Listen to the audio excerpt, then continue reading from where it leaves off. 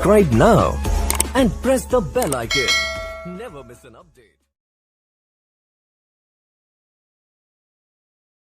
Hello दोस्तों, स्वागत है आप सबका स्टॉक रिसर्च यूट्यूब चैनल में। दोस्तों आज हम बात करेंगे ऑर्चिड फार्मा के बारे में।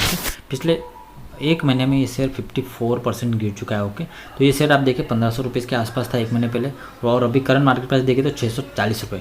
शेयर काफ़ी ज़्यादा तेज़ी से गिरा है और काफ़ी ज़्यादा तेज़ी से ऊपर भी गया है। ओके, तो अगर आप एक साल का पैटर्न यहाँ पे देखते हैं ईयर टू डेट का, तो आप देख सकते हो ये शेयर 1 जनवरी को 132 रुपये के आसपास था। ओके, तो उससे भी पहले देखें तो ऑलमोस्ट एक साल का हम देखते हैं चार्ट, तो आप देख सकते हो यहाँ पे 3 नवंबर को इसका प्राइस जो है 18 रुपीज़ था। ओके, और उसके बाद जो इससे तेजी है, इसने ऑलमोस्ट यहाँ पे 2600 रुपीज़ के आसपास हाई बनाया था 5 अप्रैल के पहले। ओके, तो यहाँ पे इतनी तेज़ी इसके अंदर दिखने को मिली, ऑलमोस्ट 2600 रुपीज़ के ऊपर गया था ये। यहाँ पे नवंबर में 18 रुपये का शेयर और अप्रैल तक 2600 रुपीज़ तक चला गया। आप देख सकते हो तो कितनी बड़ी तेज़ी है, ऑलमोस्ट 15,000% की। ओके, 14,280% की तेज़ी हमको यहाँ पे देखने को मिली। ओके, 18 रुपीज़ का शेयर 2600 रुपीज़ के ऊपर चला गया, वो भी सिर्फ और सिर्फ 6 महीने के अंदर। ओके, नवंबर, दिसंबर फिर 1 अप्रैल, यानी 5 महीने के अंदर ही 14,200% ये शेयर बढ़ा था। ओके, तो ऐसा क्यों 18 रुपीज़ का शेयर 2600 रुपीज़ तक क्यों चला गया और अभी नीचे क्यों आ रहा है? ओके, अभी देखें तो पिछले कुछ टाइम से शेयर जो है कि धड़ाधड़ नीचे आ रहा है। ओके,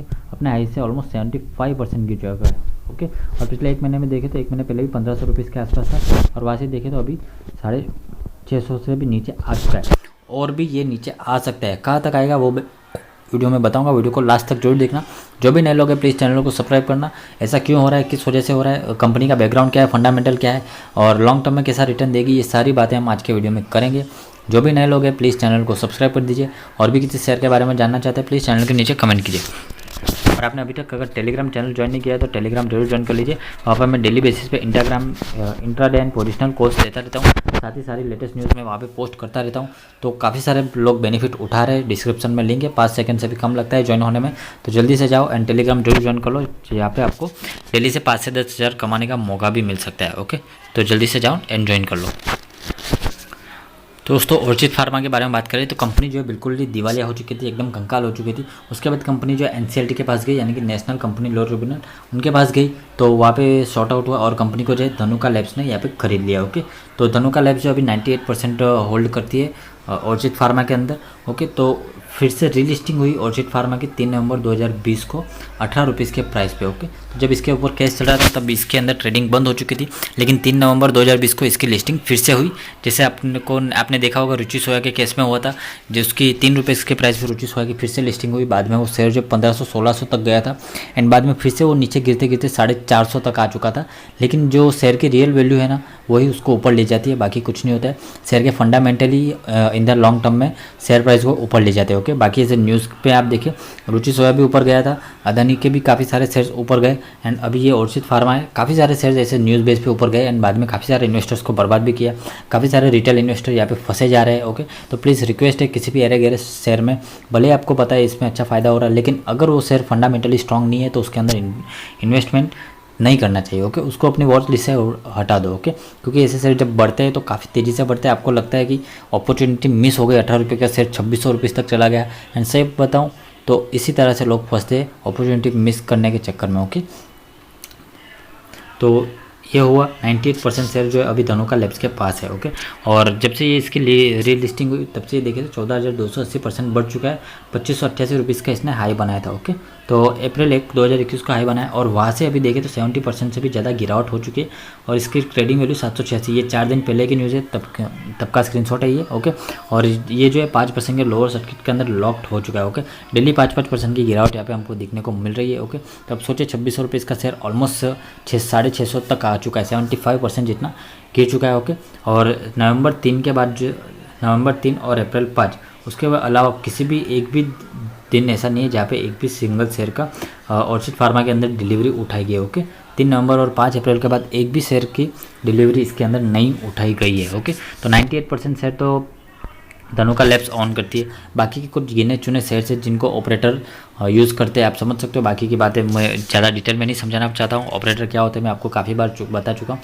तो अभी 24 जून 2021 को धनुका लैब्स ने एक अनाउंसमेंट दी थी कि ऑर्चिड फार्मा का OFS आएगा, यानी कि कंपनी के पास 98% शेयर्स है, जिसमें से कंपनी जो है कुछ शेयर बेच के अपने पास 90% शेयर ही रखना चाहती है, ओके, यानी कि 8% शेयर रखना चाहती है। तो OFS का प्राइस था 375 रुपीज़ पर शेयर, लेकिन शेयर काफ़ी तेज़ी से गिरा है। तो उसके बाद जो OFS का फाइनली प्राइस हुआ वो है 450 रुपीज़, यानी कि 451 रुपीज़ पर शेयर में OFS आएगा कंपनी का, ओके। तो जब कंपनी की करंट वैल्यू 2600 रुपीज़, जब कंपनी का शेयर प्राइस 2600 रुपीज़ तक चला गया और यहाँ पे कंपनी अनाउंस कर रही है कि हम तो 450 रुपये में शेयर बांट रहे हैं, तो शेयर मार्केट से शेयर कोई क्यों लेगा, ओके। जब 450 में कोई चीज़ मिल रही है तो आप वही चीज़ 2600 रुपीज़ में क्यों लोगे, ओके। इवन 2000 या 1500 में भी क्यों लोगे, ओके। तो कंपनी ने यहाँ पे अनाउंस कर दिया कि उस 451 रुपीज़ में अपना 8% स्टेक बेचेगी और उसके बाद जो है कंपनी के पास 90% स्टेक रहेगा, ओके। तो अभी 98% है, उसको कम करके कंपनी जो है 90% स्टेक अपने पास रखेगी। और यहाँ पे बात की ऑलमोस्ट एटलीस्ट 10% जितनी होल्डिंग कंपनी कम करेगी, ओके। तो कंपनी ऐसे सेबी का रूल्स है कि 25% मिनिमम होल्डिंग तो पब्लिक के पास होनी चाहिए, ओके। तो धीरे धीरे आप देखें तो कोटक ने और बंधन बैंक ने भी पहले अपनी होल्डिंग घटाई थी, काफ़ी सारे कंपनीज घटाती रहती है, ओके। तो ये सेबी का रूल है 3 साल के अंदर अंदर इसकी भी होल्डिंग जो है ऑलमोस्ट 25% पब्लिक के पास होगी एंड 75% प्रमोटर के पास होगी 3 साल के अंदर अंदर, ओके। तो कंपनी धीरे धीरे करके 8%, 10%, 5% जैसे अपने हिसाब से OFS के हिसाब से सारे शेयर्स जो सेल आउट कर देगी। फिलहाल प्रमोटर के पास देखें तो 98% धनुका लेबोरेटरीज के पास है एंड इतनी सी 0.04% गिरवी रखी हुई है।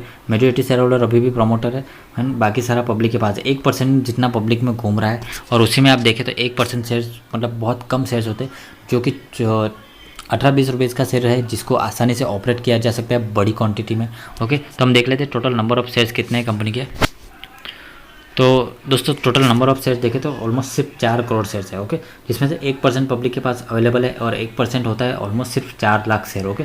हम 4 नहीं, हम 8 लाख गिन लेते हैं 2% के हिसाब से, ओके। 8 लाख शेयर्स को अगर 20 रुपये के हिसाब से हम गिन लें तो 16-17 लाख, 1 करोड़ 60 लाख रुपये होते हैं, ओके।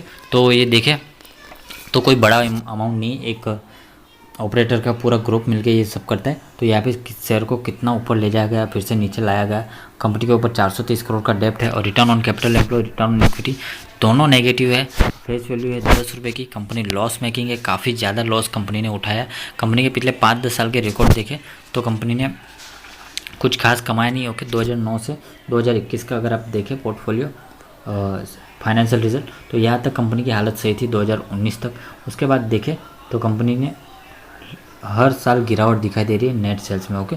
साथ ही कंपनी यहाँ तक प्रॉफिट में थी, उसके बाद यहाँ पे 600 करोड़ का लॉस हुआ एंड बाद में कंपनी की हालत जो है बहुत ही ज़्यादा ख़राब होने लगी, ओके। और उसके बाद जो है कंपनी NCLT में गई, अपने आप को बेच दिया, धनुका इंडस्ट्रीज ने खरीद लिया और कंपनी के रिटर्न देख सकते हो अभी कम हो गए। बाकी 1 साल में कंपनी के रिटर्न 12,000% थे, ओके। 14,280% थे, अभी कम होकर 12,000% अभी भी दिखाई दे रहे। पिछले 10 सालों में देखें तो अभी भी सिर्फ 157% की रिटर्न है।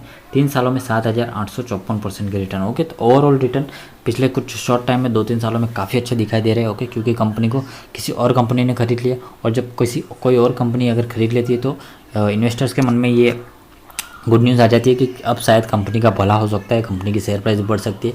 और यहाँ पे काफ़ी कम शेयर्स, काफ़ी कम लिक्विडिटी मार्केट में अवेलेबल होने के कारण इसको आसानी से ऑपरेट भी किया जा रहा है, ओके। तो मेरे हिसाब से अगर आपको लगता है कि आपने सही शेयर सुना है तो आप 3-4 साल वेट करके देख लीजिए। और जब 451 पे OFS आया तो मेरे हिसाब से 451 जो एक फेयर वैल्यू हो सकती है ऑर्चिड फार्मा के लिए। और 2-3 क्वार्टर आपको रुकना चाहिए, 2-3 क्वार्टर के लिए रिजल्ट हम देख लेते हैं कैसे आते हैं, उसके बाद ही हम कोई भी इन्वेस्टमेंट डिसीजन ले पाएंगे, ओके। तब तक जो भी आपके फाइनेंशियल एडवाइज़र कहे उसके हिसाब से चलिए और कुछ भी करने से पहले एक बार अपने फाइनेंशियल एडवाइज़र से एडवाइस जरूर लीजिए, ओके। वीडियो पसंद आए लाइक कर दीजिए, चैनल पे पहली बार आप प्लीज़ सब्सक्राइब कर दीजिए।